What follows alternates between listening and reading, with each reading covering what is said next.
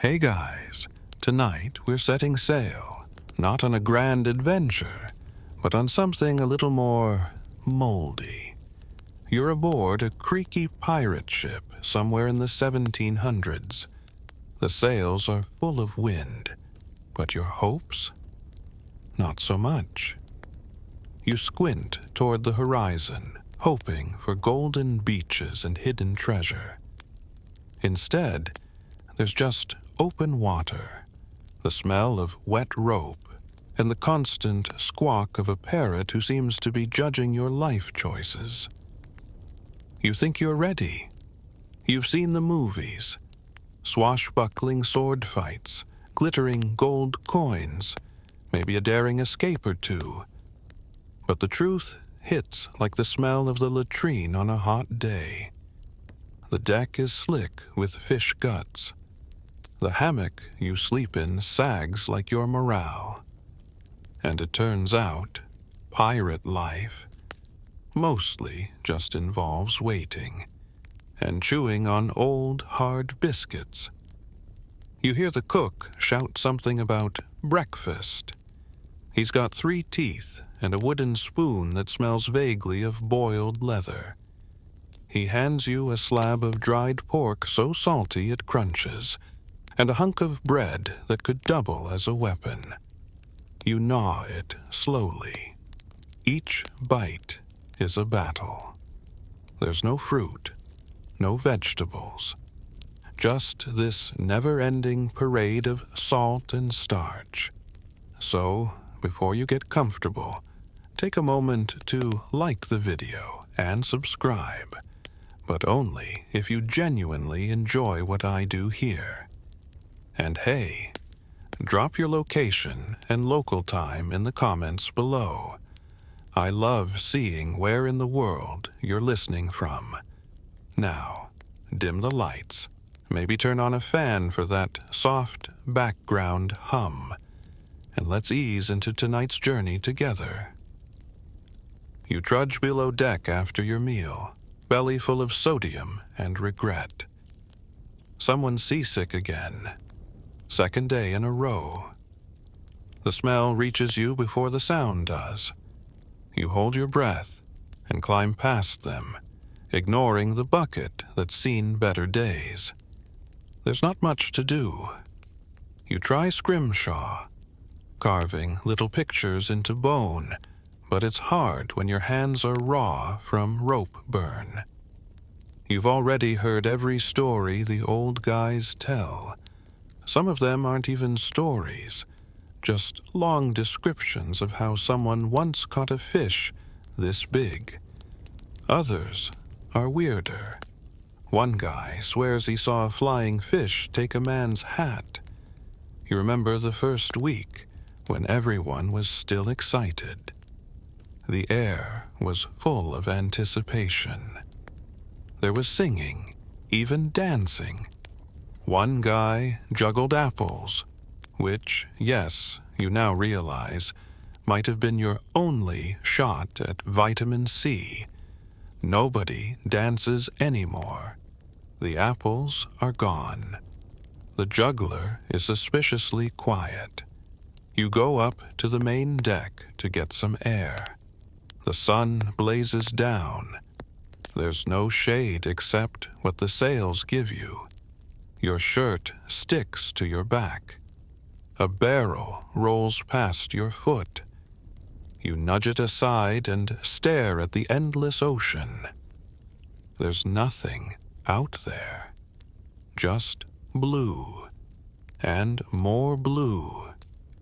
And maybe that's a whale. No, just a trick of the light. Again. The ship creaks. It's constant, like an old man groaning in his sleep. You start to forget what dry land feels like. You dream about grass, just grass. Nothing fancy, no castle, no treasure, just lying on solid, unmoving earth. The captain yells something. His voice is hoarse. It always sounds like he's mad, even when he's not. But today, yeah, he's definitely mad. Someone spilled the water barrel. You watch as two crewmen try to save what's left. A fist fight almost breaks out.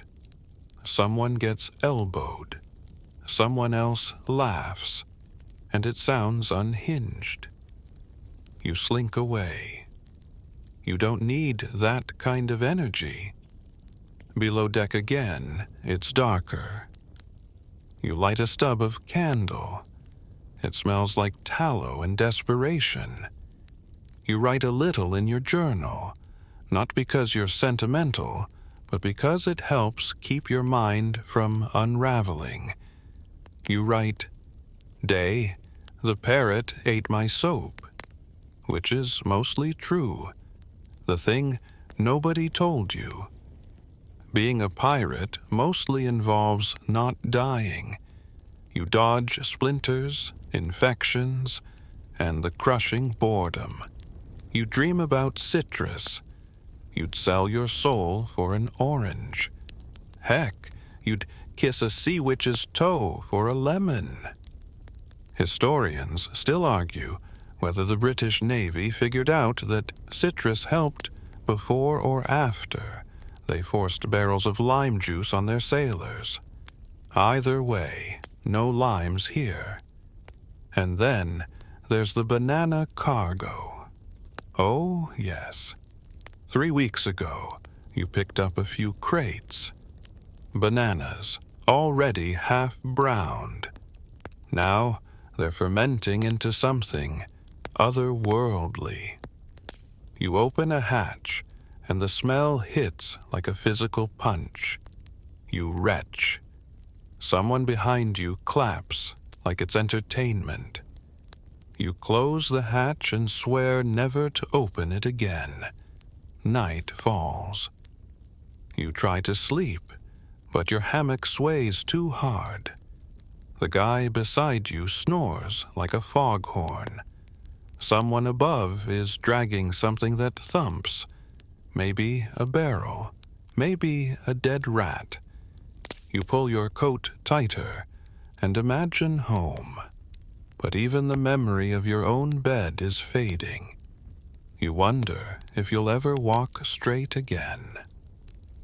A drop of water lands on your cheek. Leak in the ceiling. Or maybe the ship is crying too. Morning comes with a slap. Not from a person, but from the sea air that sneaks through the planks and smacks you across the face like an angry uncle. You roll out of your hammock, legs tingling from the odd angle you slept in, and land on the damp wooden floor with a thud. Someone mumbles, someone groans, someone coughs up what sounds like part of a lung. Another glorious pirate day. You pull on your boots, still wet from yesterday's wave that crashed over the side, and head topside. The sun's already high.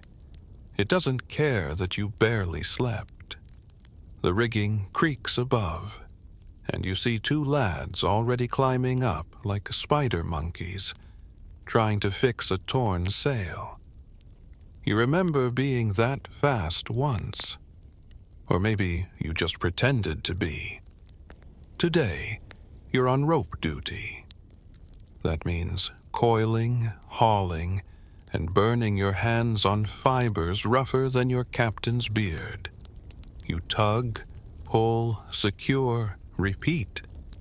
The sea wind knots your hair, the salt dries your skin, and the ropes leave marks across your palms like someone's been playing tic-tac-toe with pain. Pirate life is sold as exciting, plundering, sailing free, living on your own terms. But in reality, it's more like one long shift at a floating warehouse, where nobody showers and the manager might keel haul you for blinking wrong. You spend hours today just retying knots that someone else tied wrong. Or maybe you tied them wrong. Honestly, who can remember any more? The deck needs swabbing. Again. Always again. Salt crusts over everything, and seagulls have no respect for the pirate aesthetic. You grip the mop and drag it across planks warped from years of storms. As you do, a passing crewman sneezes so hard his hat flies off. It sails perfectly overboard. He just stares after it, defeated. There's no such thing as personal space here. Every breath you take has already passed through someone else's lungs. You dodge elbows, duck swinging sacks, and try not to step in the same puddle you stepped in yesterday. A few crew members play dice on a barrel. The stakes are grim. The loser has to sleep near the latrine tonight. You watch one guy fake a sneeze to distract the others and re-roll. He still loses. Fair's got nothing to do with it. Meanwhile, above deck, the lookout calls out something exciting. Another ship on the horizon. Everyone runs to the rail, squinting like hopeful meerkats. Could it be treasure? Could it be a merchant ship ripe for plundering? Nope. It's just a fishing boat. Not even a nice one. You go back to work and try not to let the disappointment show on your face. Midday means food again. You line up with your mess tin, hoping the cook's improved his technique. He hasn't. Today's dish is a chunky stew that smells like it's been boiled in regret. It has mysterious floating bits. Possibly turnip, probably not. You eat it because the alternative is hunger, and nobody survives long here being picky. You overhear a conversation. One of the guys claims he once sailed with Blackbeard. He says Blackbeard used to light fuses in his beard just to scare people. Historians still argue whether that was dramatic flair or just poor life choices, but it makes for a fun image if you ignore the fire hazard. The wind shifts in the afternoon, and the sails snap like angry flags. You scramble to help shift the rigging, grunting with the others, ropes slipping through your fingers like damp snakes. One rope whips loose and catches a guy in the ribs. He wheezes but laughs it off, because on this ship, pain is just part of the ambiance. Later, you're assigned to scrape barnacles off the hull.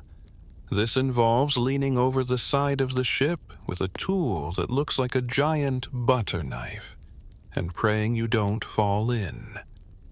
The water slaps the side of the ship, splashing you with every sway. It smells like fish, rust, and a bit of despair. You wonder what would happen if you just let go. But then, a shout from above jolts you back, and you grab tighter. You climb back up, soaked and exhausted, arms trembling from holding on so long. The captain eyes you, says nothing, then spits into the sea. Approval, disgust? Honestly, the man only has two expressions, and both involve squinting. As the sun dips lower, everything turns gold and tired. The ship glows for a moment, almost romantic if it didn't smell like mildew and dried sweat. You sit for a moment, just breathing, watching. A few dolphins leap in the distance. You're not sure if they're mocking you. Evening brings chores, more coiling, more patching, more hurry up and wait. Someone tries singing a sea shanty, but loses the tune halfway through and gives up. You don't blame him. You hum the rest of it in your head, quietly. As night falls, you check your bunk. Still damp. Still smells vaguely of feet. You sigh, curl up, and close your eyes. The ship rocks gently, like it's trying to lull you into forgetting how miserable the day was. It almost works. But then, from the corner bunk, someone farts loudly. Laughter erupts. A voice mutters, "He's the wind in our sails." And you can't help but grin into your sleeve. Sleep comes slowly, but it comes. Your hands ache. Your shoulders burn. And tomorrow, more of the same. But for now, you're just afloat, somewhere between nightmare and nap. You wake up with the taste of salt on your lips and a splinter in your cheek. The splinter's new. The salt, as always, is not. Your back groans like the hull of the ship every time it flexes against the wind, and you start to wonder how long it's been since you actually set foot on solid ground. 5 weeks? 8? No one knows anymore. Time slips through the cracks like water through a rotten bucket. You pull yourself upright, feeling every joint protest like it's unionizing. Your clothes are stiff from yesterday's spray. You slap your boots onto your feet and climb up to the deck, just in time to hear someone shout from the crow's nest, "Land ho!" Your heart jumps. Could it be? Finally, treasure, rest, a place to sit without feeling like you're inside a giant washing machine? You race with the others to the side. You squint, hand shielding your eyes, as the distant green smear on the horizon comes into view. But then, because of course, someone else mutters, "That's just a cloud." The hope sinks faster than your last attempt at fishing. The captain saunters over, chewing something that might be tobacco, might be bark. He squints at the horizon, then shrugs. "Might be land, might be our doom," he says. That's his version of optimism. And you believe him. You all stand there for a while, staring, just in case. Then, one by one, you shuffle back to your tasks. Ropes to haul, sails to check, barrels to secure. The treasure hunt, the reason you signed up for this sunburned nightmare, feels more and more like a cruel joke. Or maybe a story the captain tells to keep everyone from jumping overboard. You ask an older crewmate if he's ever actually seen treasure. He narrows his eyes, leans in close, and whispers, "Once, 1721, Spanish galleon took 2 silver forks and a mirror." You blink. "That's it?" He nods solemnly. "I looked real good eating gruel with those forks." You begin to realize something that no one wants to admit. Most pirates never find treasure. Not real treasure. No chests full of gold, no jeweled goblets.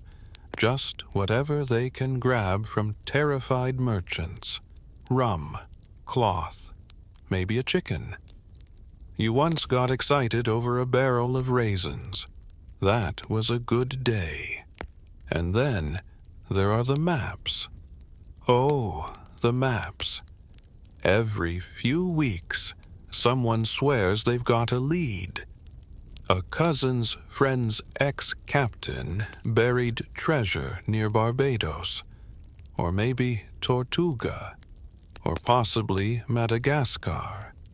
The maps always crumpled, water-stained, and drawn by someone who definitely failed geometry. You unfold one and try to make sense of it. There's an X, of course. There's also a sketch of what might be a palm tree or a chicken on stilts. Turn west at the forked coconut, the map says. Forked coconut. Is that a tree? A snack? No one knows. You tuck it away like a bedtime story, something to pretend you believe in when everything else falls apart. The day wears on. The sea is calm, but the air feels heavy, like it's waiting for something. A fight breaks out over a barrel of water. Not because anyone spilled it this time, but because someone drank too much. There's shouting, shoving, and then a sudden silence as the captain approaches. He says nothing, just looks at them. One of them backs down. The other looks like he wants to cry. Later, a small island does come into view. You can see it clearly now. It's real, and it's tiny. Just a lump of sand with two sad trees and what might be a crab waving hello. But it's land. You beg to go ashore, even if just for a few hours. The captain grunts. If the crabs don't kill you, the sun will. Enjoy. You take the rowboat. The ride's bumpy. The guy rowing has one eye and no rhythm. When you finally stumble onto the beach, you fall to your knees, kiss the sand, and immediately regret it. It's full of ants. Still, it feels good. Solid. You stretch your legs. You breathe air that doesn't taste like mildew. You find a single lime tree. One lime. You all share it, passing the pieces around like sacred relics. It tastes like heaven. It might be the healthiest thing you've eaten in months. Someone suggests burying your own treasure, just to say you did it. You dig a hole with a spoon, drop in a rusted belt buckle, and mark it with a sad X scratched in the sand. Future pirates will be very disappointed. Back on the ship, morale is slightly improved. Sunburns are fresh, but so is the memory of not swaying with the ocean for 5 whole hours. You cling to that feeling as night falls. A crewmate plays a slow tune on a fiddle with one string. It's off-key, but oddly soothing. You hum along. The stars come out, scattered like sugar on velvet. You wonder if there's a better life out there. Maybe farming, maybe fishing. Heck, even candle making sounds appealing compared to this. The treasure, probably a myth. But right now, the real riches feel like fresh air. 1 lime, and 5 minutes without someone vomiting beside you. You go to sleep that night with sand in your ears and a tiny smile on your face. That's as close to joy as a pirate gets. You wake up to the unmistakable feeling that something inside your mouth is wrong. It's not pain exactly. Not yet. It's more like your gums are humming. like they're auditioning for a role in a horror movie. You stretch your jaw. The ache deepens. You press a finger gently to the side of your gums and wince, soft, puffy. Your tongue explores further and bumps into a molar that suddenly feels like a guest overstaying its welcome. It moves. You freeze. Congratulations. Scurvy has officially arrived. You stumble up to the deck and squint at the rising sun. It's too bright. Everything's too bright. You blink and try not to gag at the taste of something metallic in your mouth. It's not blood yet, but it's a promise. You're not alone. One of the other guys is already sitting in the corner, jaw swollen, lips cracked, whispering to himself. He was tough once. Now he winces at the breeze. Another guy spits out something onto the deck. It lands with a soft clink. A tooth. No one reacts. It turns out scurvy isn't dramatic. It doesn't sweep through like a storm. It creeps. One day, your muscles feel a little sore. The next, your legs turn to noodles. Your breath gets weird. Your skin bruises when a feather touches it wrong. Historians still argue whether sailors knew what scurvy was or just accepted it like bad luck, like storms or stubbed toes. Some blame demons or bad air or a vengeful fish god. Others swore by home remedies, pickle juice, seawater gargling, or chewing on tar-soaked rope. You try not to think about what might actually be in that rope. One crewmate insists oranges are the key. Citrus, he mumbles, stroking his sore jaw like a philosopher. Citrus is life. You'd laugh, but your gums hurt when you smile. There's no citrus here, only salt pork, moldy biscuits, and water that sometimes smells like barnacles. Your captain still believes fresh air is the cure. "Breathe deep, lads," he shouts, arms wide as if the wind can stitch your gums back together. By midday, someone's bleeding, not from a fight, just from existing. His legs have angry, purple splotches. He brushes against a barrel and his skin splits like overripe fruit. You help him back to his bunk, trying not to look at the trail he leaves behind. You get back on deck and stare at your reflection in a bucket of water. Pale, sunken eyes. A few freckles you don't remember. And your mouth? Well, let's just say, if the Tooth Fairy ever visits pirates, she's making a killing. A rat runs across your boots. You flinch, but don't chase it. You're too tired. Plus, it looks healthier than you. Later, someone tries to lighten the mood by telling jokes. He opens with a classic, "What's a pirate's favorite vitamin?" No one answers. See, a long pause. Then someone coughs wetly and mutters, "Too soon." The captain calls for a meeting. Everyone gathers. He paces, says nothing for a while, then clears his throat. "We've got a problem," he begins. No kidding. He outlines a plan to reach a port in 10 days.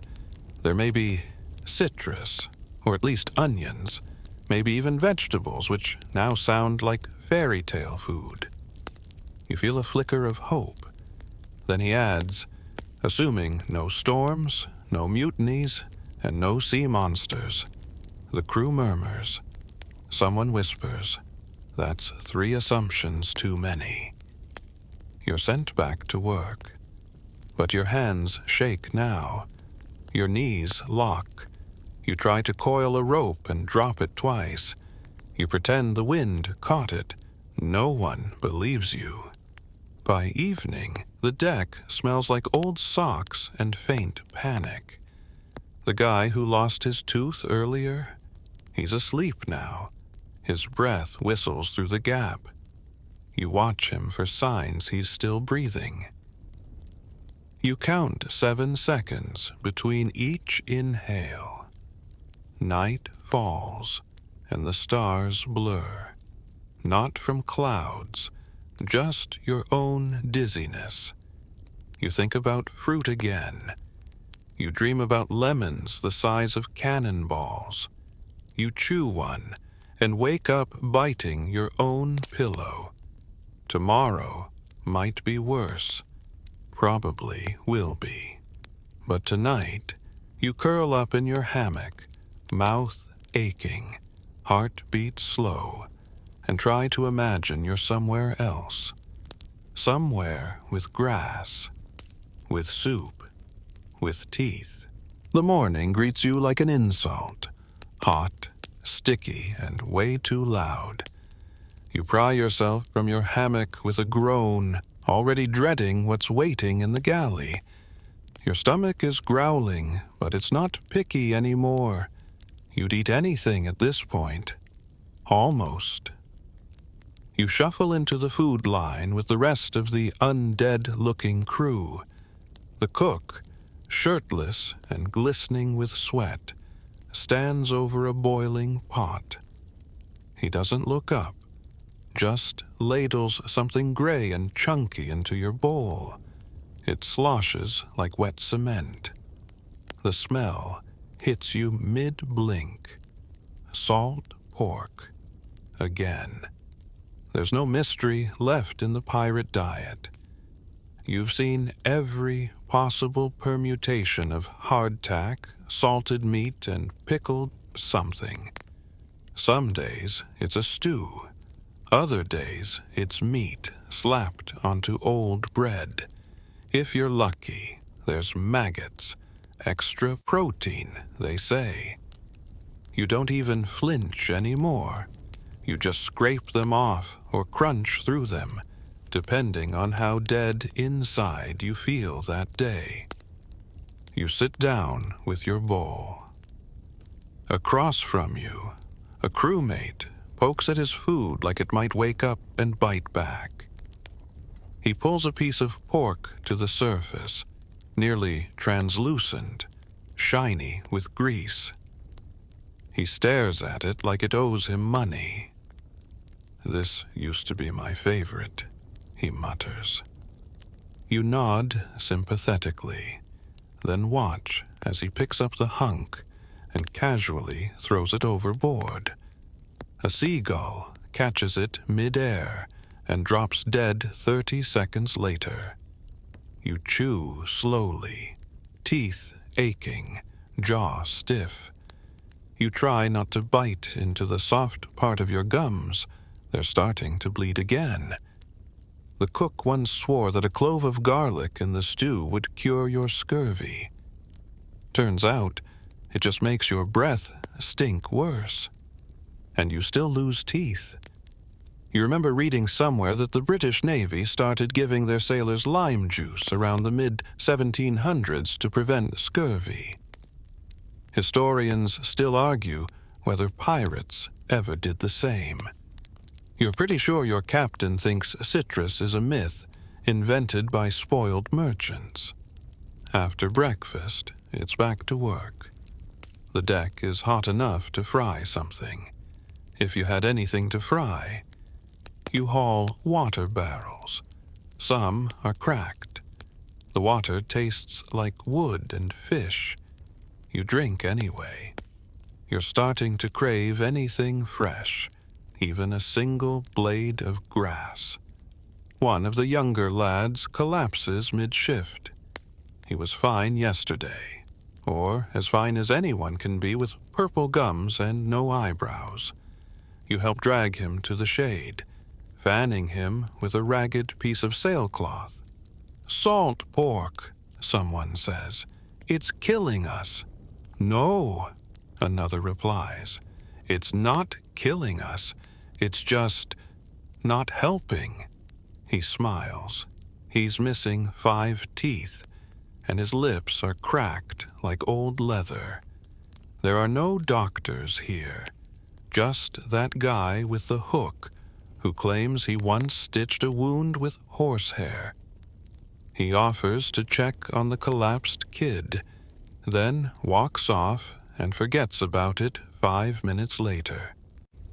You lean against a barrel and stare at the sky. Clouds drift by. They look like cabbages. You blink hard. Nope, definitely just clouds. Lunch is the same as breakfast. A biscuit so dry it explodes into crumbs if you look at it wrong. You dip it into the stew just to soften it. Still tastes like dust and regret. A crewmate suggests fishing. You haven't caught anything in 3 days, but the captain allows it. 4 of you drop lines off the side, more for the illusion of hope than actual results.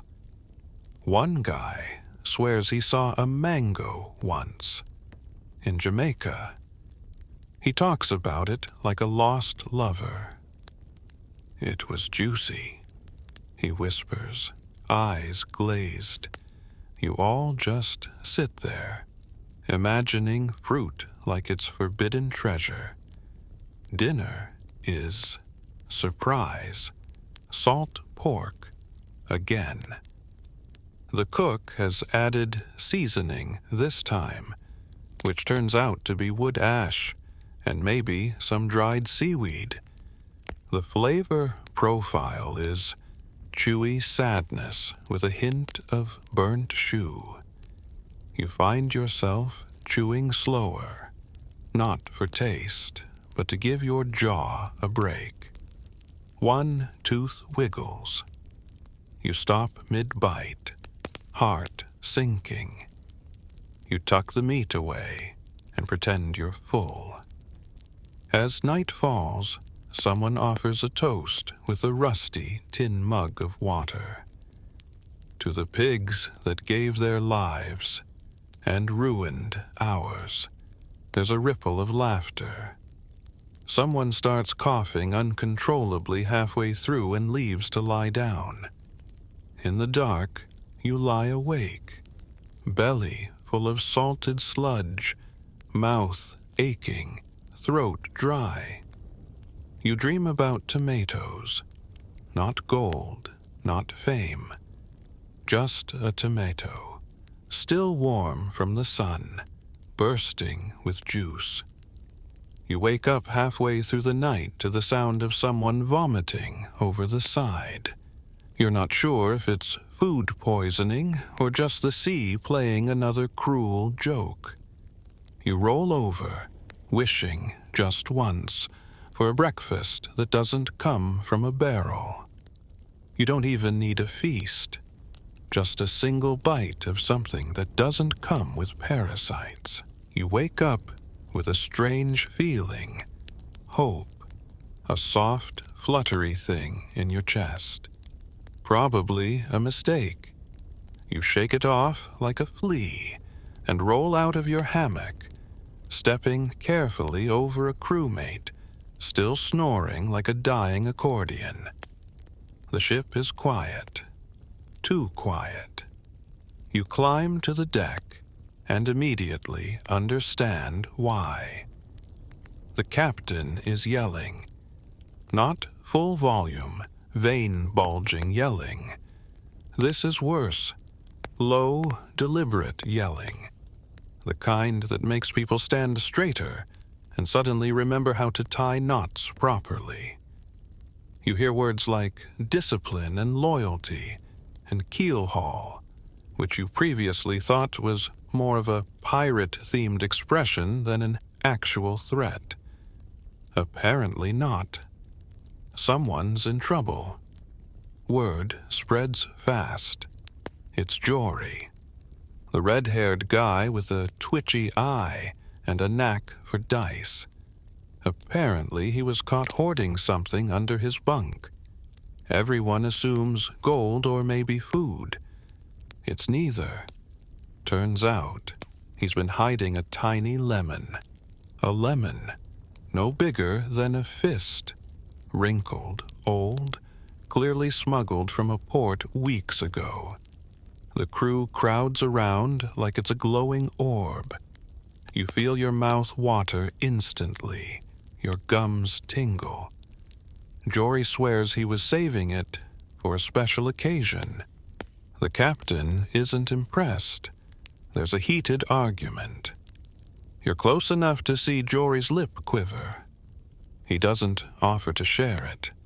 Big mistake. The crew doesn't mutiny, not yet. But the energy shifts. You can feel it. Mutiny always starts quiet.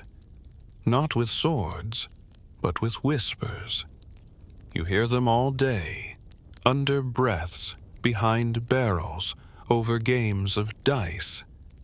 Plans that sound more like daydreams. What if the captain slipped? What if the helm changed hands? You begin to wonder, too.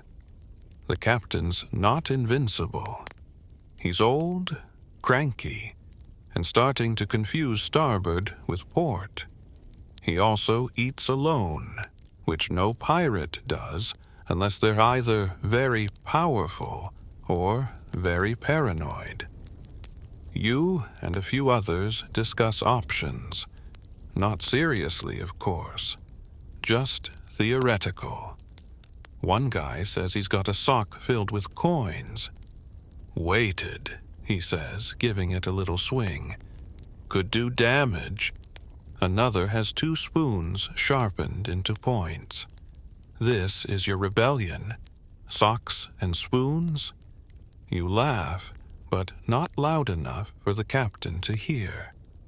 By midday, tensions are thick enough to spread on toast, if you had toast. Jory still hasn't shared the lemon.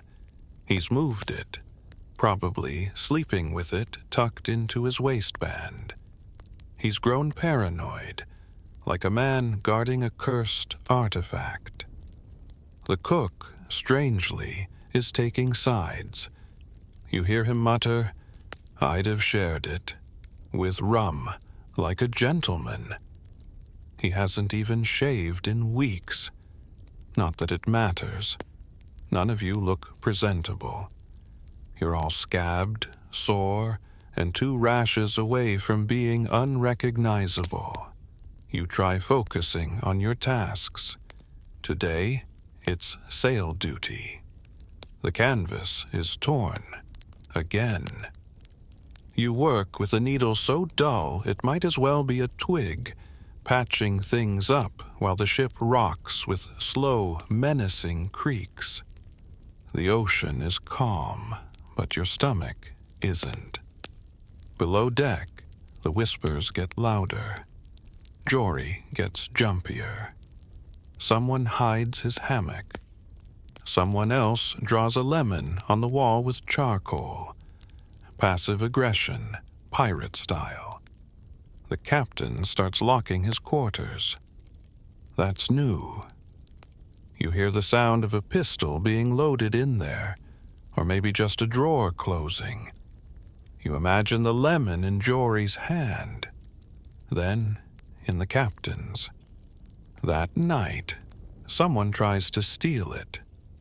They fail. You don't see the attempt, but you hear it. The scuffle, the muffled yelp. In the morning, Jory's got a black eye and a slightly tighter grip on his trousers. You start wondering what's worth more, the lemon or the illusion of leadership. One crewmate points out something chilling. He's not the first one to hide something, just the first to get caught. You all go silent, because now it's real. Mutiny sounds better every day. Not because you hate the captain, not even because he's cruel, but because you're tired. Tired of the same meals, the same orders, the same grind. And now, thanks to a citrus fruit, the power balance has shifted. If a man can hide a lemon, maybe someone else can hide a plan. You lie in your hammock that night, one eye open, hand resting near the small knife under your blanket, not for fighting, just for reassurance. The ship rocks gently, like it doesn't know what's coming. Someone hums a shanty. The melody is familiar, but the words have changed. Throw the captain in the sea. Let the crew be wild and free. You don't sing along, but you remember the words. You wake up to the smell of vinegar and something else, something sharp, like old socks dipped in disappointment. You sit up, sniff the air, and follow the stench to its source. The surgeon is back at it again. Technically, he's not a surgeon. He's the carpenter.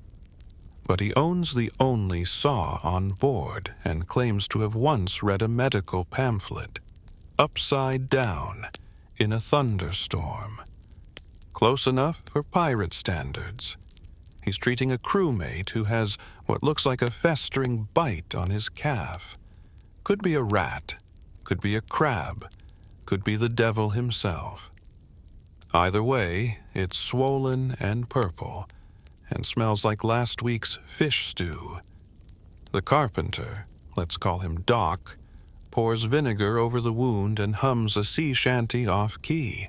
The injured man bites down on a rag and groans. Doc raises an eyebrow. "That's a good sign," he says. "Means you're not dead yet." You decide to leave before the sawing begins. Medical care on a pirate ship is a game of chance with loaded dice.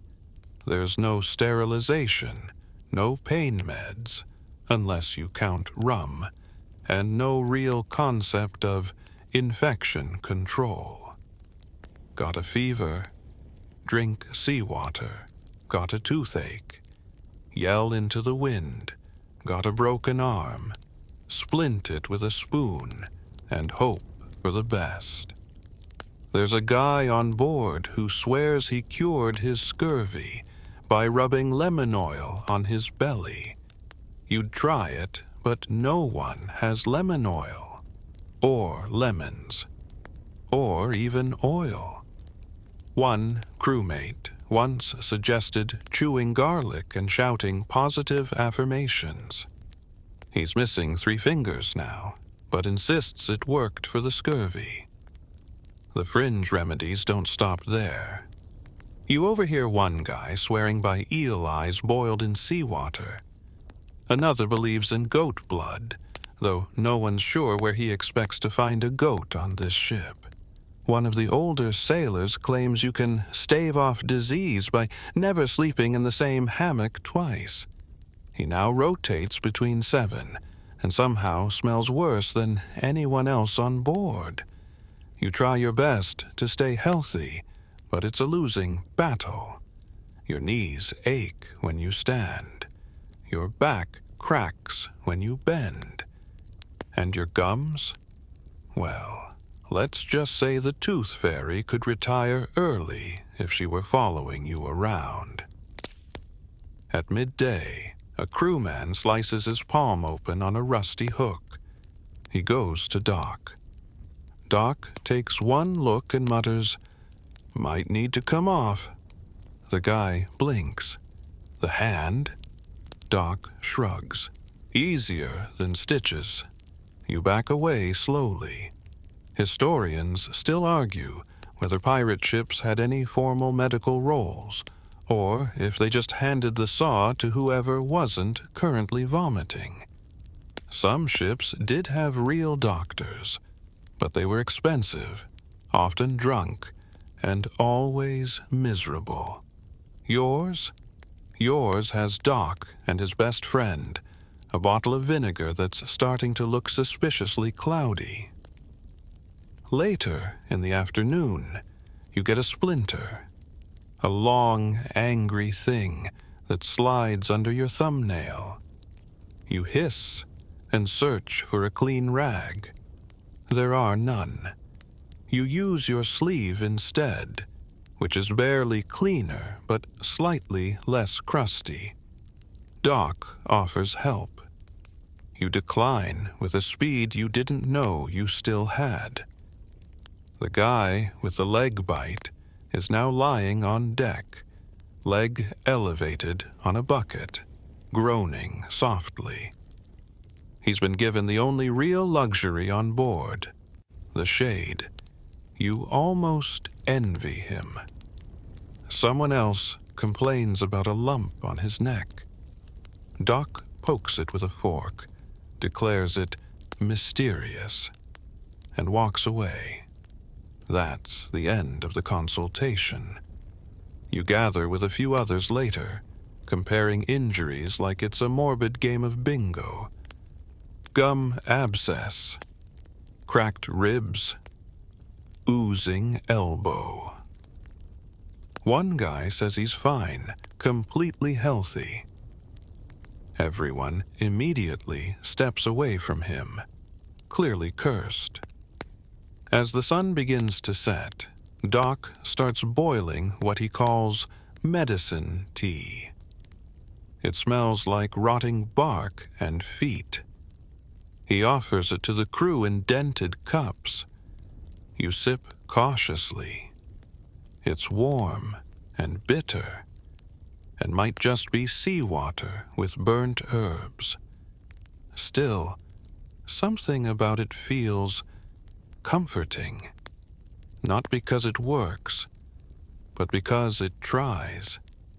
And maybe that's what pirate medicine really is. Not healing, just the act of pretending something can make this bearable. You crawl into your hammock with your splinter still under your nail, your joints stiff, and your gums sore.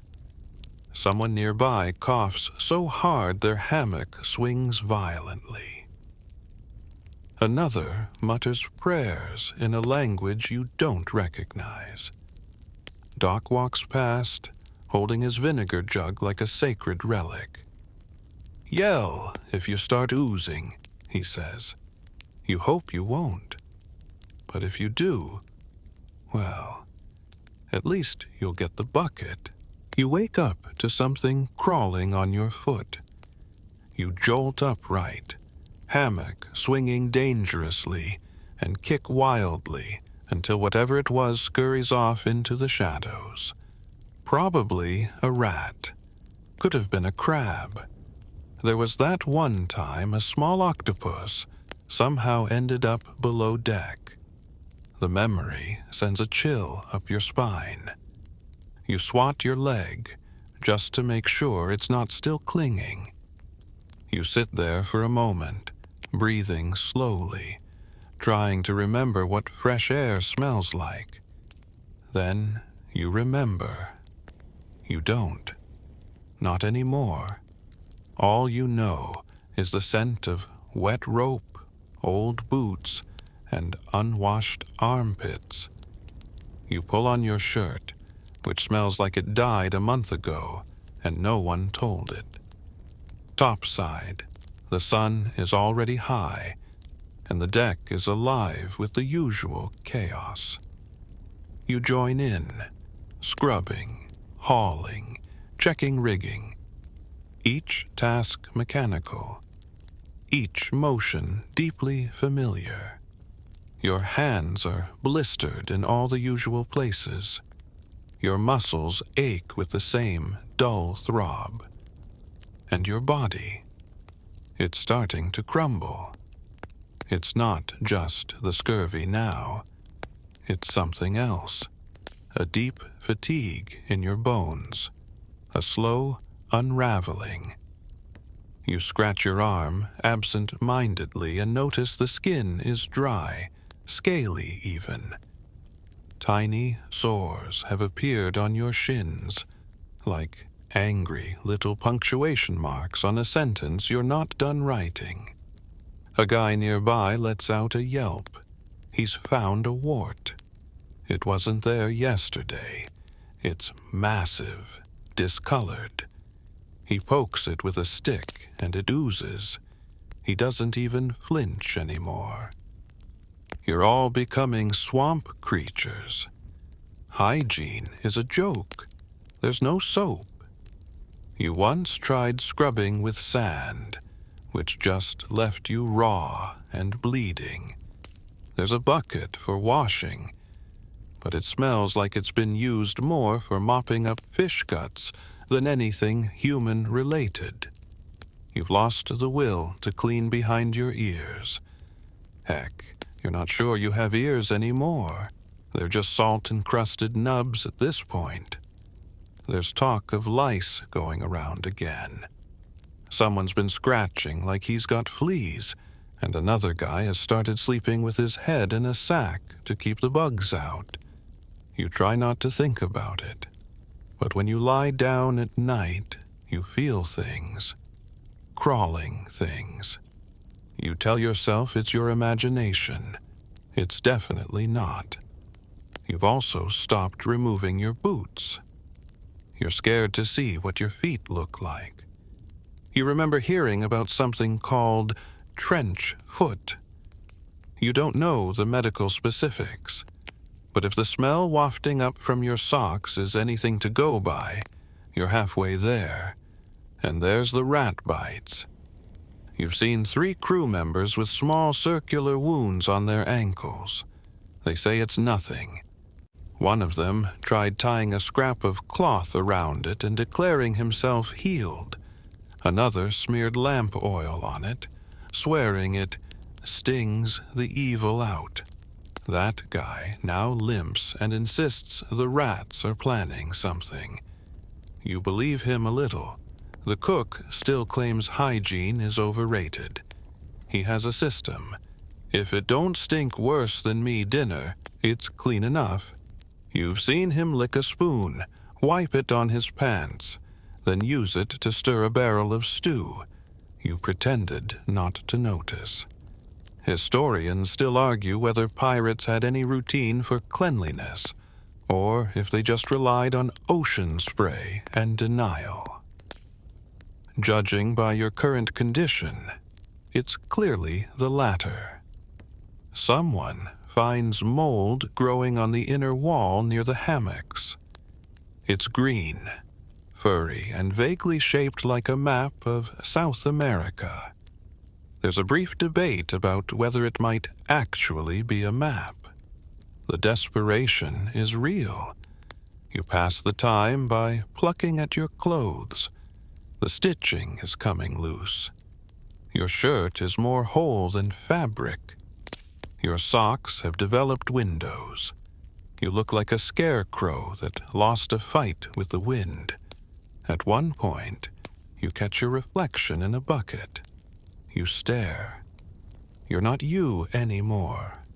You've become a grimy, gnarled sea creature with yellowed eyes, sunburned skin, and a beard growing in patches like it's afraid of commitment. You reach up to touch your face and feel crusty salt trails down your cheeks. You smell like dried seaweed and the wrong kind of ambition. And yet, somehow, this is normal now. You go to sleep that night feeling sticky, itchy, sore. You lay your head on a sack of rope and try not to think about lice or rats or the smell of your own shirt. You dream of bathtubs. You dream of lavender soap. You dream of soft towels and fresh sheets. Then you wake up, and the only thing fresh is the mildew. You wake up to a strange tapping sound. Not rain, not rats, definitely not hope. You blink groggily and realize it's Doc, your beloved surgeon, standing over someone with a small saw and a leather strap. The operating table is just a plank with a bucket on one end and a candle on the other. The patient, that's Briggs. Poor guy slipped down the hold stairs yesterday and broke something important. Now he's sweating, eyes wide, muttering prayers to at least 3 different deities. You hover nearby, not because you want to, but because morbid curiosity is stronger than your sense of self-preservation. Doc grins. Won't take long, just a snip. Briggs whimpers. You said it was a sprain. Well, it's a sprain now, Doc replies, but it's got potential. You back away. Here's the thing about medicine at sea. It's loud, messy, and incredibly avoidable, until it's not. Once something's broken, bruised, bent, or festering, your only option is rum and regret. The surgical kit is a tin box that contains 1 dull saw, a spoon with the handle bent into a hook, a few cloth strips, a rusty knife, and a bottle of something labeled camphor and whale oil. You're pretty sure the whale wouldn't have approved. Briggs screams once. The saw starts. You can't tell where the bone ends and the plank begins. You leave before you find out. You head above deck, trying to clear your head with sea air. The sun's barely up, but the horizon's already too bright. Your legs are sore. Your gums are sore. Your eyelids are sore. You hear a soft thump behind you. Doc's voice calls, "Bucket's full again." You do not turn around. Later that morning, you watch as another crewman limps across the deck with what looks like a homemade crutch. It's a broom handle with a sock tied around it. He nods to you like this is all very normal. That's when you realize Doc is running out of limbs to mess with, and he's getting bored. He offers you a checkup around noon. Preventative medicine, he says with a wink. You decline. Your toe's been throbbing for 3 days. You don't tell him. Instead, you try a natural cure. Soaking your foot in rum while reciting lines from a sea shanty backward. A crewmate claims this healed a cousin once. You have serious doubts. Historians still argue whether pirate ships really let the carpenter double as surgeon, or if that's just a legend. But you're living proof that it happened, and it shouldn't have. Doc has a book, by the way. A real one. It's missing the cover and the first 20 pages, but he references it constantly. One page says rubbing salt into a wound is cleansing. Another suggests boiling fingernails into a tea. He once offered it to the captain.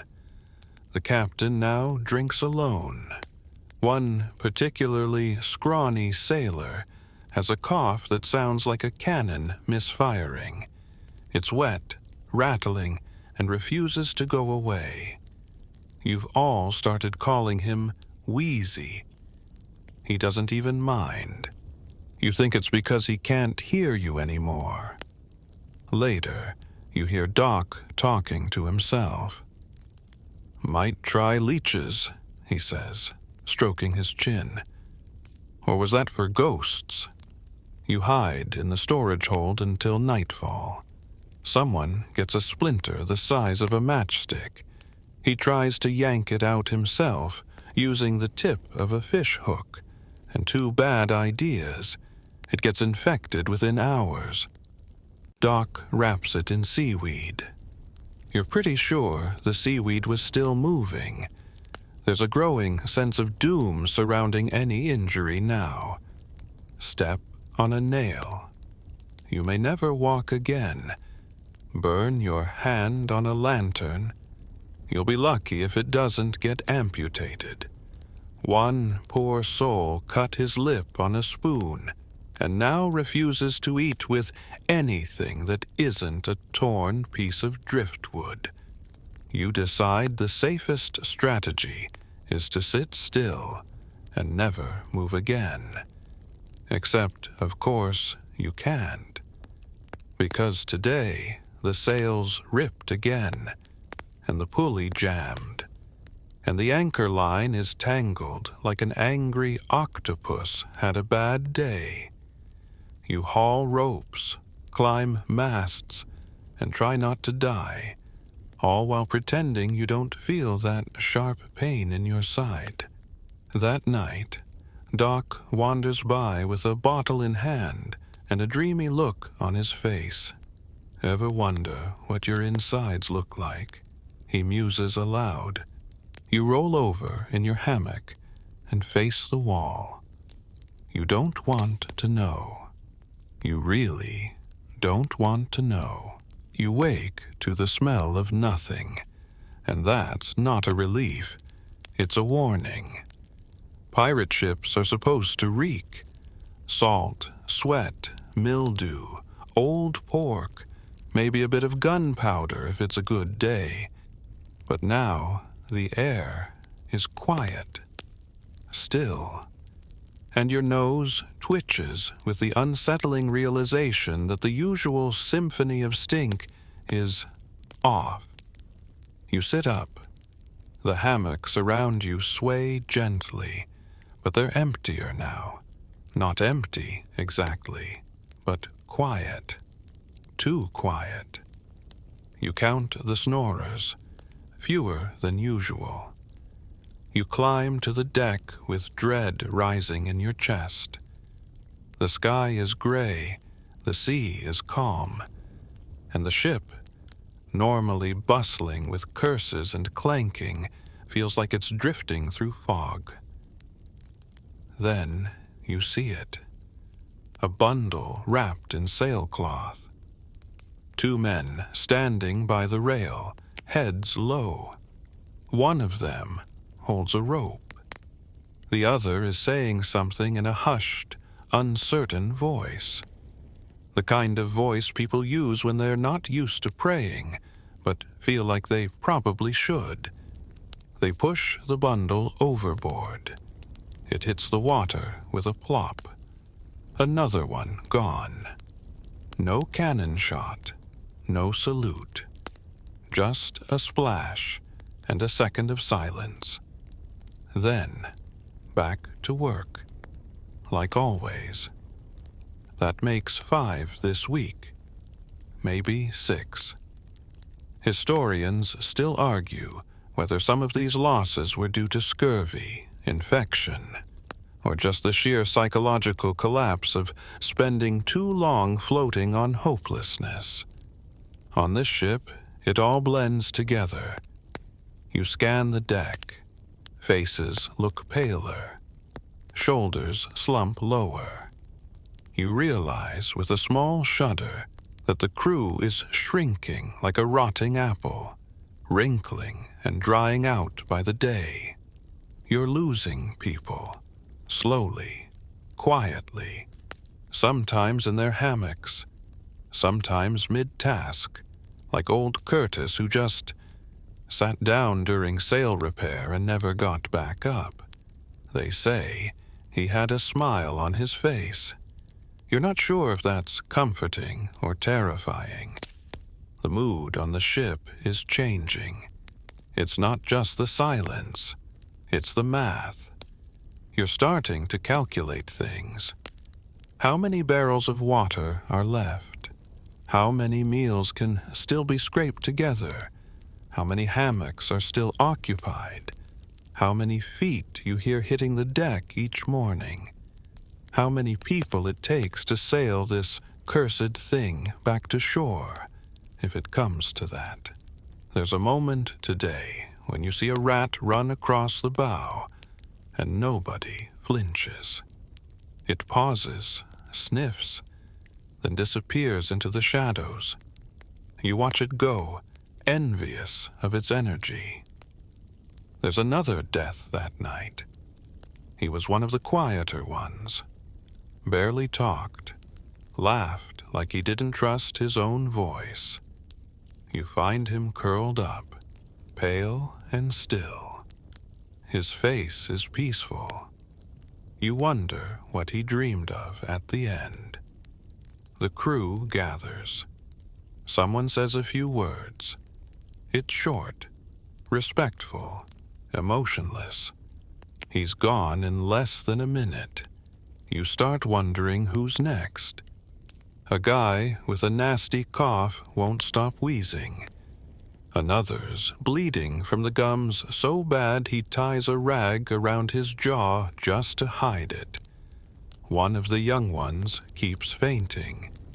You give him your water ration once. He thanks you, then forgets 5 minutes later. You hear someone say, "We'll be half crew by month's end." Another replies, "That's optimistic." You try not to think about it. But the truth is, it's just math now. One by one, your numbers are fading. The worst part? No one screams. No one cries. You've all passed the threshold of panic. This isn't a horror movie. It's a long, slow unspooling. A steady, grim slide toward nothing. You get back in your hammock that night and stare up at the planks above. You trace the same knots in the wood with your eyes. You name them, even. That one looks like a turtle. That one, a frown. That one just looks tired. You try to sleep, but your thoughts keep counting. One more down. One more bucket of water. One more sunrise. One more day you somehow survived. You wake to a low whisper, not the kind that comes from a person. No, this whisper is stranger, subtle, like the sea itself is muttering under its breath. You sit up and listen, just for a moment. Then you hear it again, low, rhythmic, not the usual creak of shipwood or flap of sail. It's the cook. He's chanting. You shuffle out of your hammock and peek around the corner. He's crouched by the galley door, drawing something into the floor with the back end of a spoon. The shape looks like a sun, or an eye, or maybe both. His face is smeared with ash, and there's a dead crab sitting next to him like a sidekick. You quietly back away. Something's wrong with him. Well, wronger than usual. You're not entirely surprised. The cook's always been weird. He talks to the pots, names the rats. One time he told you the rain was angry because you stepped on a beetle. But lately, he's taken it up a notch. He mutters about the cursed air. Says the sickness is punishment. Says the lemons were just a test.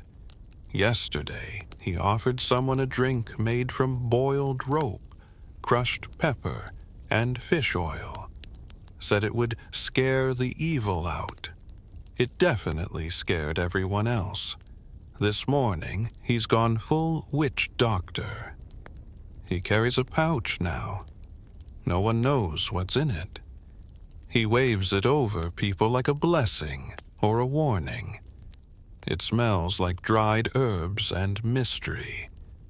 People are starting to follow him, not out of belief, out of desperation. When nothing else works, Even nonsense starts to sound like science. One guy swears the crab ritual helped his sore throat. Another claims he had a vision after sipping the rope stew. Historians still argue whether pirates were truly superstitious or just bored to the point of inventing drama. But on this ship, you've seen men flip over fish bones like tarot cards and argue about which cloud shapes mean death. You find yourself watching the cook from a distance. His rituals are strangely comforting, predictable even. He taps the same rhythm with his spoon. He nods at the same stars every night. He never forgets the dead. Every time someone dies now, he lights a candle. No one told him to. He just does it. Sometimes he sings, too. A weird, wobbly lullaby that makes your skin crawl and your heart hurt at the same time. You start to wonder if maybe, just maybe, he's right. Because things are feeling cursed. The weather's been strange. The wind keeps dying at random. Clouds gather in the distance, but no rain ever falls. The water smells different. You swear you saw a bird land on the mast, stare at you, and then vanish without flying away. People are whispering more about omens, about signs, about ghosts in the hold. Someone swears they saw a face in the water last night. You didn't, but you still look every time you lean over the rail. Even the captain seems rattled. He started sleeping with his pistol loaded, and he hasn't shouted in 2 days, which is more terrifying than all the yelling combined. The parrot, usually loud and smug, is silent now. You miss his judgmental squawk. At midday, the cook serves soup. It's green. You ask what's in it. He just smiles and says, "What you need." You try not to overthink it. You sip slowly. It tastes like sadness with a hint of mint. You feel a little better afterward.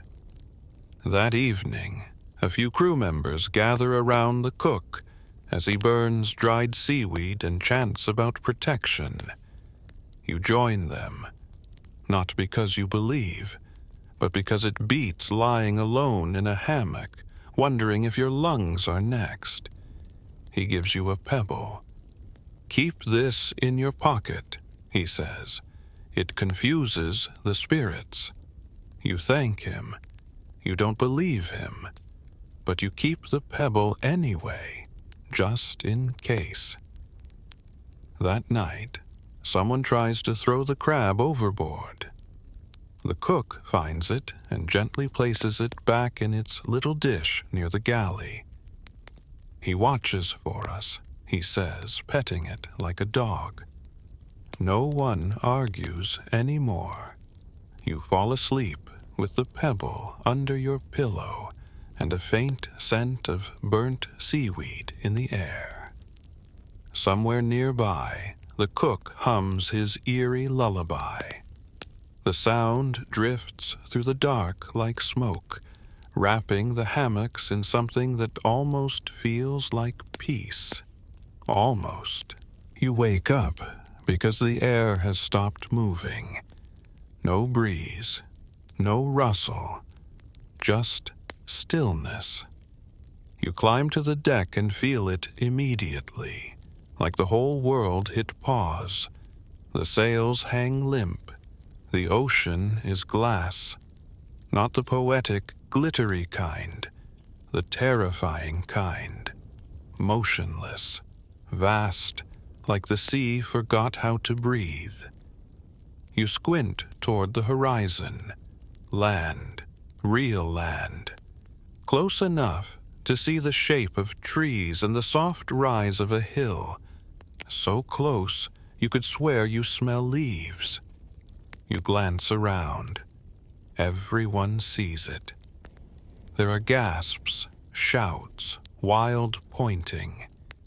For the first time in what feels like weeks, there's something other than gray-blue eternity. And yet, you're not moving. You're drifting, if that. The wind's gone. Just gone. The sails flutter feebly.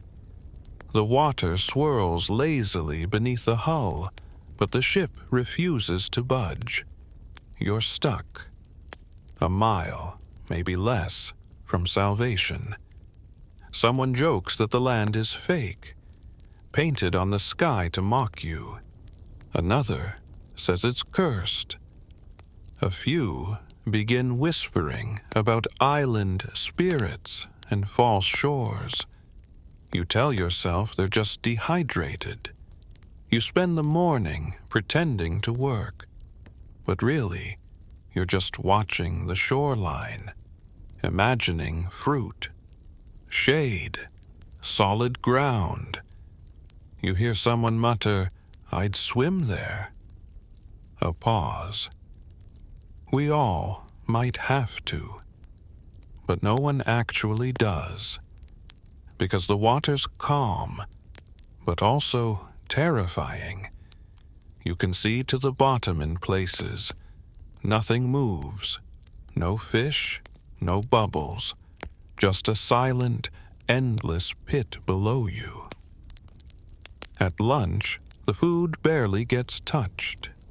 Everyone sits with their bowls in hand, staring at the island. It's right there. You could walk to it, if the sea would just let you. You gnaw at the same piece of hardtack you've had for 3 days. It's more emotional support than sustenance now. The captain finally addresses the crew. "We wait," he says. "Wind'll return." When? He doesn't say. You try rowing. For hours, you and 5 others take turns manning the oars. You go nowhere. The water resists you, not with force, but with complete apathy. Like trying to paddle through honey. One guy claims he saw the trees on the island move. Another says he heard music. You laugh, but it's a quiet laugh, because you heard something too. It sounded like singing, not voices, not language, just a soft hum, like wind through leaves, except there is no wind. Someone yells at the island, a string of curses and threats. He throws a bucket into the water. It floats. Then it slowly, slowly begins drifting away from the island. You all watch it go, speechless. Historians still argue whether these false landings were real islands, mirages, or hallucinations caused by prolonged scurvy and heat. Some say crews hallucinated entire continents. Others believe they were just too weak to fight the currents. You sit on the rail, legs dangling, and count how many times you've chewed the same piece of meat. 12, 13, 14. You stop at 22 and swallow. As evening sets in, the land looks even closer, thanks to the golden glow of sunset. Someone cries quietly behind a barrel. You pretend not to hear. The cook starts singing again. The same chant from yesterday, but slower, like a lullaby for lost things He lights a candle and balances it on a plank, facing the shore. It flickers, then dies. Night falls. The island is still there. So is the silence.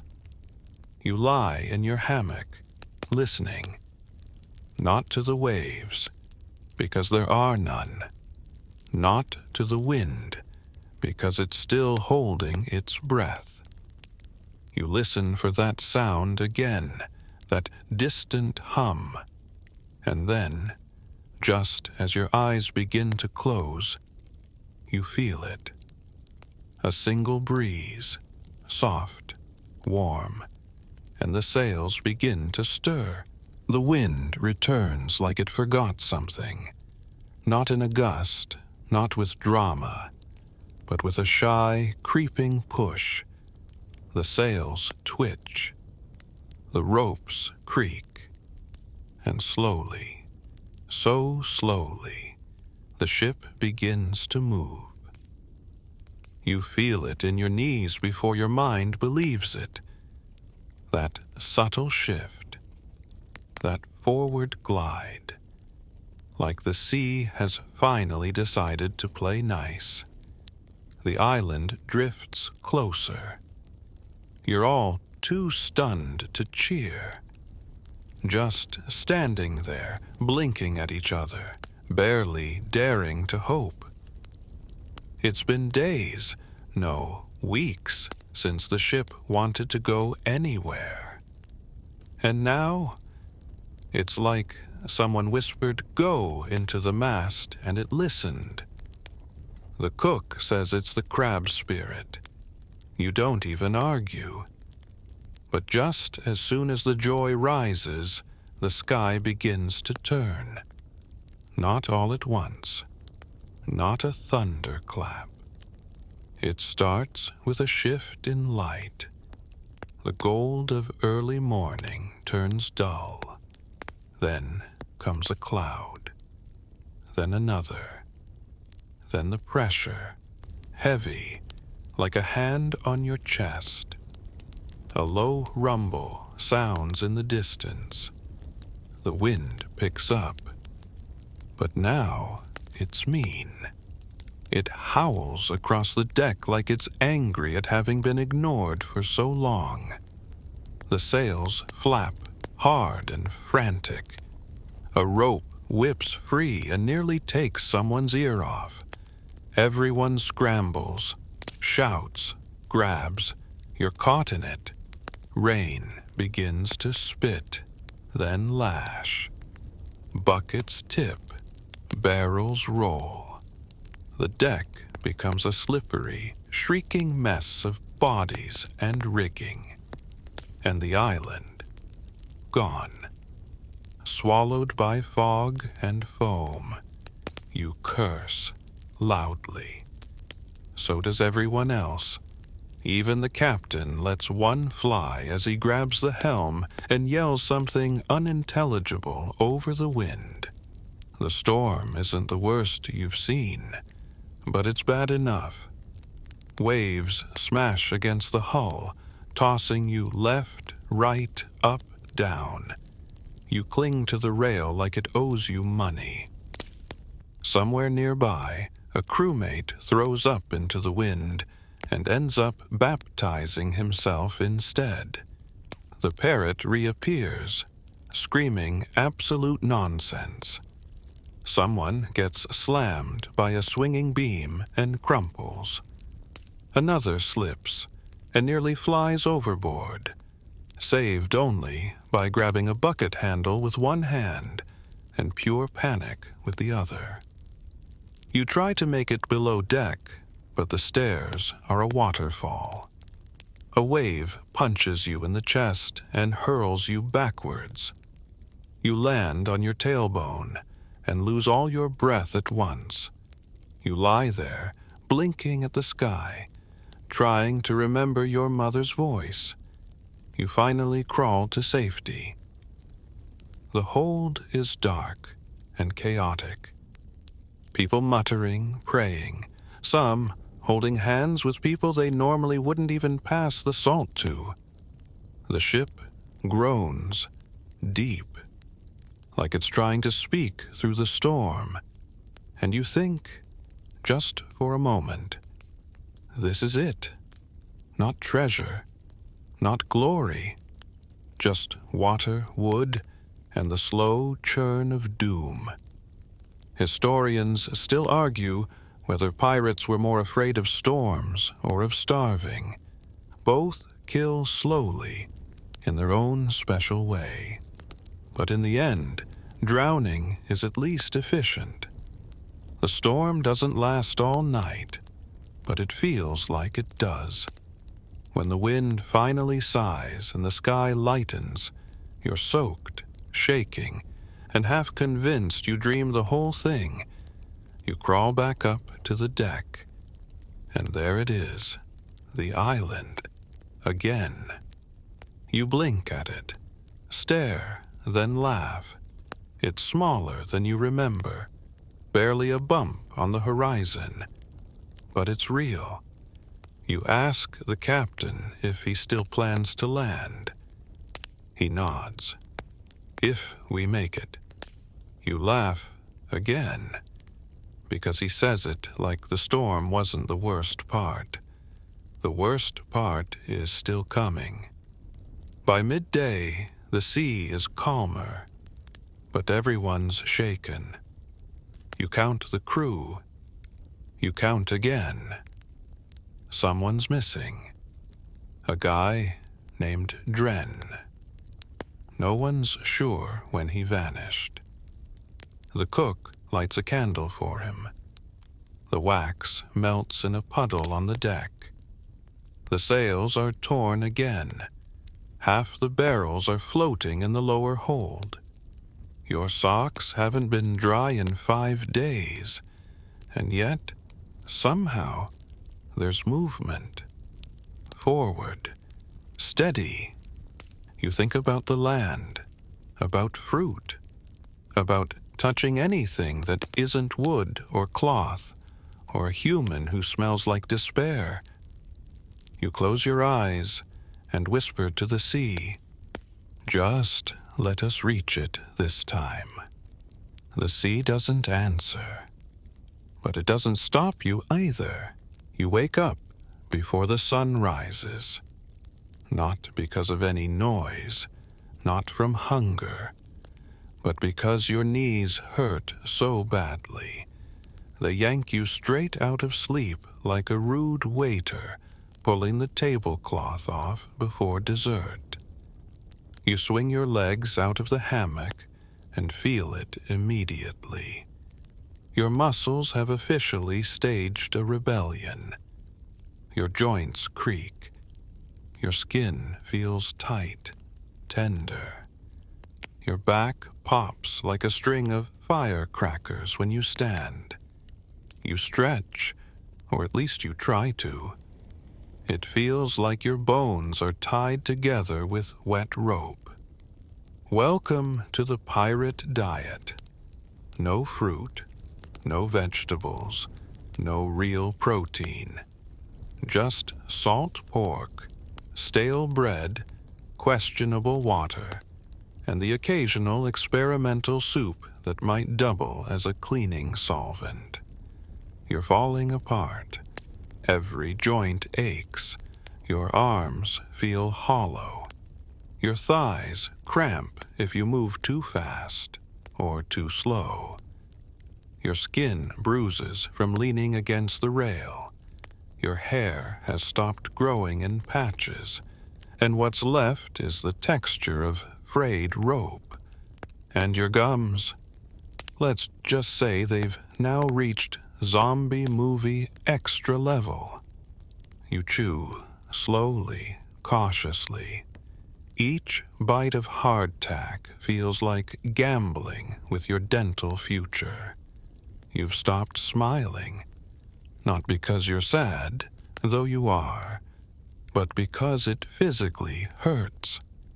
At breakfast, the cook cheerfully announces that today's stew is sea-flavored. You do not ask questions. You sit with a group of equally miserable souls. One guy tries to stand and immediately sits back down with a yelp. Another keeps rubbing his wrists like he's trying to conjure fire. Someone else is lying flat on the deck, groaning softly, swearing he saw his own skeleton in a dream last night. You sip your water. It tastes like wet rust and low expectations. By mid-morning, your legs begin cramping so hard you drop the rope you're hauling and nearly fall off the ship. The captain yells something, but it doesn't reach you through the white-hot stab in your calves. You sit, you breathe. You whisper to your thighs like they're rabid animals. Easy now. Your hands are no better. They tremble when you tie knots. They sting when you grip. The skin is cracked, raw in places, stained in ways that may never wash out. Historians still debate how long a pirate could survive on this diet before their body gave out. Some say 6 weeks, others say 3 months. You're pretty sure you've beaten both, though beaten doesn't feel like the right word. You're not winning, you're just not dead yet. You know it's getting bad when you start dreaming about oranges every night. Not treasure, not land, just a single orange rolling gently toward you like a miracle. You reach out for it, and always wake up just before you touch it. At lunch, you share your biscuit with a guy who can no longer hold his spoon steady. His hands shake too hard. You dip the biscuit in water to soften it, then offer it wordlessly. He doesn't thank you, just chews with tears in his eyes. There's a moment of levity, though. The parrot, who somehow still looks fantastic, lands on the rail and squawks, "You look like soup!" Everyone laughs. The parrot is cruel, but funny. Someone mutters, "He must be eating better than us." Someone else replies, "Yeah, he gets fruit." That quiets everyone right down. By evening, your stomach hurts, not from hunger, but from the absence of anything real. It's like your insides have started digesting themselves. You sit near the edge of the deck, watching the water roll, and wonder what your body is using for fuel at this point. You're down to bones and borrowed time. You try stretching again. Your knees crack. Your lower back spasms. You wince and give up. A younger crewmate with sunken cheeks leans next to you and says, "My feet are numb." You nod. "My toes are blue." You nod again. Do you think that's bad? You look at him, expression blank, and reply, "Only if they fall off." He doesn't laugh. Neither do you. That night, you sleep in the same curled position you worked in. Your body has forgotten how to fully lie down. Your stomach growls, but you ignore it. You've stopped responding to that noise. It's just background now. As your eyes close, you whisper to yourself, "Just a bite. One real bite of something fresh." Then you dream of a lemon slice. It smiles at you. You cry in your sleep. You wake up to the sound of cackling. Not human cackling, parrot cackling. You open one crusted eye, and there he is, perched on the rigging, staring at you with those smug, judgmental little eyes. He squawks again, "You're ugly!" then laughs. You sigh. He's not wrong. You sit up slowly, your joints grinding like a broken pulley. Everything hurts. Your teeth, or what's left of them, ache just from the breeze. You run a hand through your hair and pull out what might be a feather, not yours. The parrot flaps down beside you. He's preening, vibrant, glossy, energetic. An explosion of feathers and color in a world that's turned entirely gray and beige. You hate him deeply, but you're also jealous. Because the parrot is thriving. He eats fruit every day. The cook still feeds him orange peelings and the occasional apple core saved from trading days gone by. You remember months ago now, when you all laughed as he tossed grapes into the air and caught them mid-flight. Now, you'd kill for one of those grapes. The injustice stings. Here you are, limping, wheezing, toothless, while this tiny winged tyrant has a full beak, a shiny coat, and the audacity to laugh at your suffering. You squint at him. He squints back. "Pretty bird," he says. You reply hoarsely, "You smug little," but you can't finish the sentence. Your mouth's too dry. You shuffle to the galley. Same meal, same salt pork, same biscuit with the texture of fossilized regret. The cook offers you a chunk and shrugs. "Could be worse," he says. You nod. Then he hands a slice of dried papaya to the parrot. You stare. The parrot munches. Loudly, slowly, he watches you while he does it. You're certain he knows. Someone behind you whispers, "He doesn't even get scurvy." You all look at the bird. That's when it hits you. The parrot doesn't get scurvy. He gets citrus. Every single day. You watch his beak tear through a soft piece of mango. You feel your gums ache just imagining it. Your knees tremble. Your stomach growls so loud even the parrot stops to listen. He tilts his head. "You're gonna die," he says cheerfully. You nearly pass out laughing. The absurdity is too much. Here you are, pirates, feared men of the sea, defeated not by cannons or cutlasses, but by a malnourished immune system and a parrot with better dietary options. That afternoon, someone suggests sharing the parrot's fruit rations. The cook refuses. "He's the mascot," he says. "He keeps morale up." Someone else mutters, "He's the enemy." The captain intervenes. Nobody touches the bird. You all groan in unison. The parrot dances. "Can't catch me!"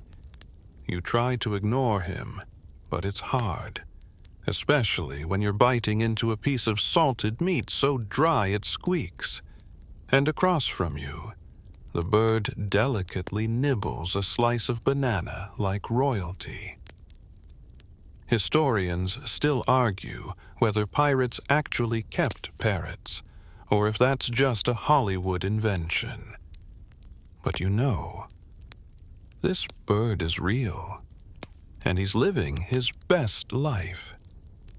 Later that night, someone jokes about staging a mutiny, not against the captain, but the parrot. "We could trade him," someone says. "Surely he's worth a pineapple." A pineapple. The fantasy spreads like wildfire. People imagine it, talk about it. A full pineapple. Juicy, sweet, cold. You all start drooling at the same time. The parrot, sensing the shift in tone, flaps up to the highest mast and doesn't come back down. You lie in your hammock that night and feel the rage curling in your chest like a bad cramp. Not at the captain, not at the sea, at the bird. Because you're breaking down. Your joints are popping like firecrackers. Your gums are bleeding at the slightest breeze. Your skin bruises when someone looks at you wrong, and that parrot, he's basically immortal. You fall asleep muttering, "Stupid feathered fruit thief." You dream of oranges again, but this time the parrot eats them before you can. You wake up to the sound of splashing. Not the rhythmic slosh of waves or the occasional barrel knocking against the hull. This is different, slower, heavier, like something being lowered into the sea. You don't even sit up right away. You just know. Another one. By the time you drag yourself up to the deck, it's nearly over. A small group is gathered near the rail. The same bundle of sailcloth. The same silent nods. You recognize the shape. Broad shoulders, bare feet. It was Grem, big guy, stronger than most. Always laughed a little too loud. You hadn't seen him eat much the last few days. Hadn't seen him stand straight in even longer. They say he fell asleep and just didn't wake up. You think he just gave up. The ocean takes him without complaint. The bundle bobs once. Then it's gone. Nobody says anything. Because what is there to say? This has become the rhythm now. Sun comes up, someone doesn't. You all just shuffle through your duties like ghosts wearing boots. You count each other without saying names. You feel every missing face like a loose board underfoot. Unsteady, hollow. Later that morning, the captain calls for a head count. You all stand in a crooked line, sunburned and swaying. The numbers don't lie. You're down by almost half from when you first set sail. Somewhere in the back, someone says what you're all thinking. We're not coming back the same. It hangs in the air. No one disagrees. You spend the day in a fog, hauling, tying, scrubbing, all on autopilot. Your arms feel like sticks. Your knees click. Your vision blurs when you bend over. You're not even sure if you're eating any more out of hunger or just habit. One crewmate mutters that he can't feel his fingers. Another says his teeth fell out in his sleep. You start wondering what parts of you are next. That evening, the ship finally drops anchor. Not at the island. You've drifted again. You think the island might have been real once. Maybe it still is. But now it's a rumor, like treasure. Something just out of reach. The captain doesn't explain the stop. You suspect he's out of ideas, out of maps, maybe out of hope. A few of you volunteer to dive for food, seaweed, fish, anything not soaked in brine or crawling in maggots. You strip down to your ragged shorts and jump in. The water is shockingly cold. It punches the air from your lungs, stuns your aching muscles. But it also wakes you up. You open your eyes underwater for the first time in weeks, and for a moment, it's quiet, beautiful, still. You see a few darting fish, seaweed trailing like ribbons, the shadow of the ship above you.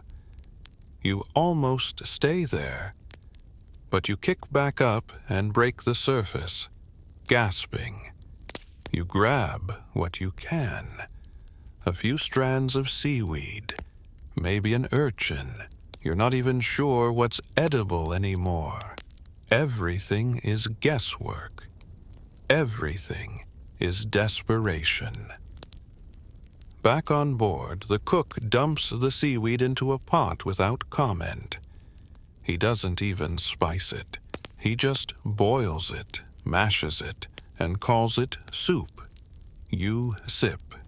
It tastes like ocean and sadness. But it's not pork, so it's the best meal you've had in a month. Later, someone finds a small wooden crate floating nearby. You haul it aboard, all of you gathering around like it's a gift from the heavens. It's empty, except for one glass bottle. Inside, a single preserved lemon wedge. It glows like gold. You pass it around, each person taking a moment to stare at it like it's sacred. No one dares eat it. It ends up with the captain, who sets it in his quarters without a word. It's not food, it's a symbol. Of what? You're not sure. The night is unusually quiet. No chanting from the cook, no parrot squawking, just the creaking of the ship and the sound of wind gently sighing through the torn sails. You lie in your hammock, fingers curled around your ribs like armor.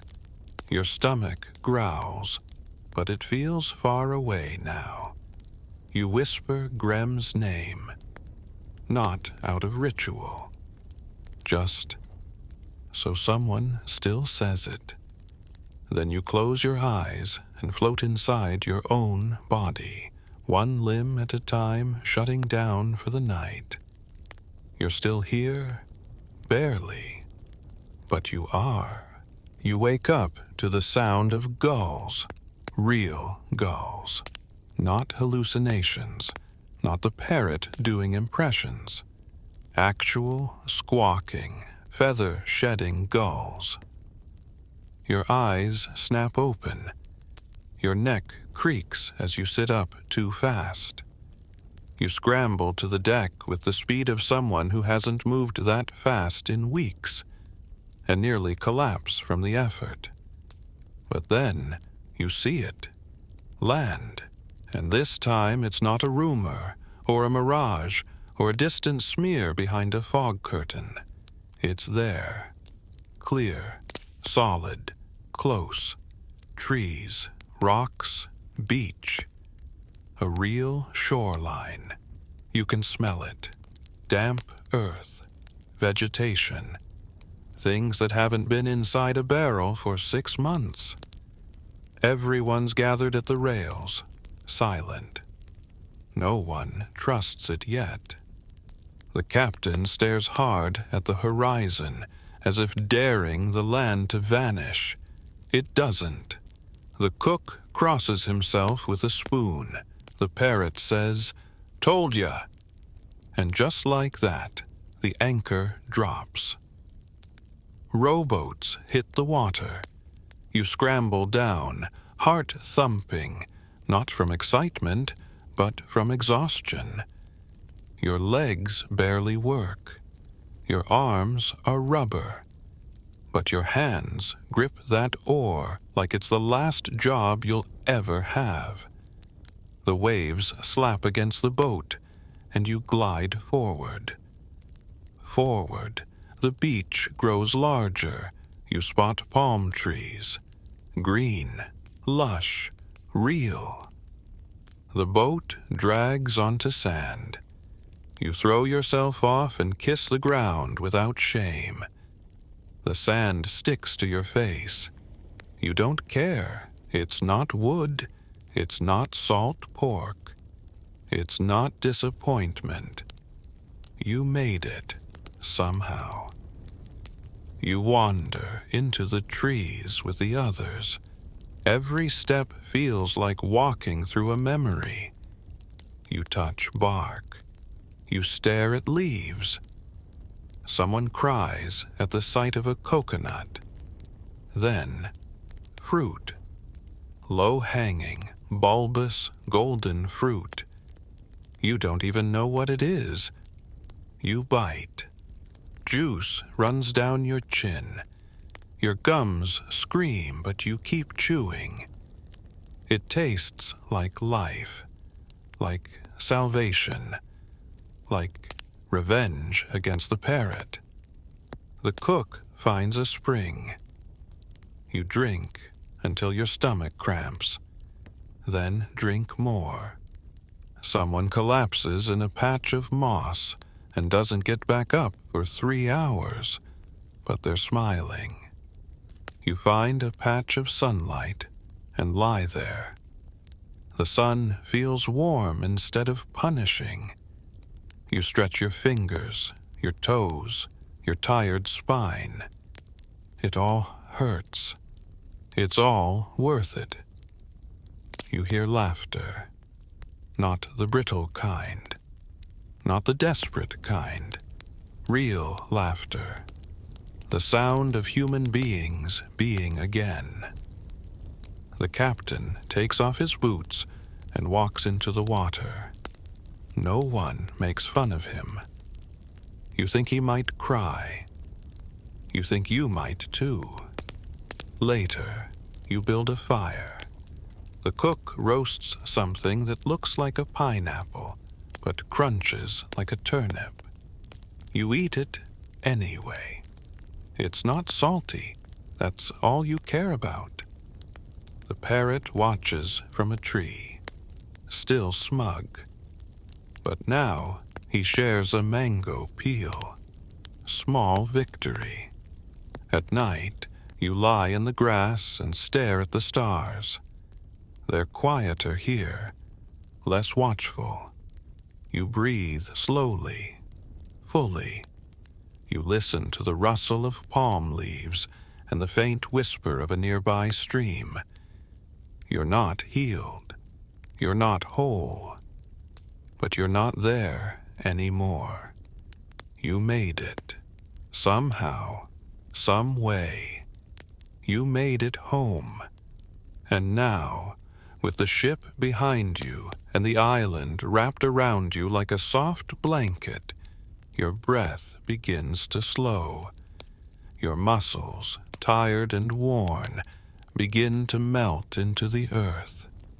The wind drifts gently over your skin, no longer sharp, no longer biting, just present, calm, kind. The stars above twinkle quietly, like old friends keeping watch. You hear the sound of waves, steady and smooth, like the ocean breathing in its sleep. Your body is heavy, but it's not from pain this time. It's the good kind of heavy, the kind that comes from surviving, from holding on. You let go of the noise now, the sails flapping, the bones aching, the parrot squawking. Let them all drift away with the tide. In their place comes silence, a real one, a safe one. You feel the ground beneath you, solid, steady. The end of the nightmare and the beginning of rest. So soften your eyes, ease your jaw, and let your thoughts drift like ships without anchors. No more ropes, no more storms, no more salt pork, just the quiet hum of safety, the whisper of leaves, the cool breath of sleep. You're home now. You made it. Rest deeply, peacefully, sleep.